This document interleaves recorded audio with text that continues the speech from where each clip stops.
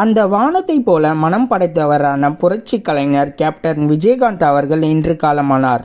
அவரை பற்றி ஒரு ஷார்ட் ஸ்டோரி பார்க்கலாம் வாங்க.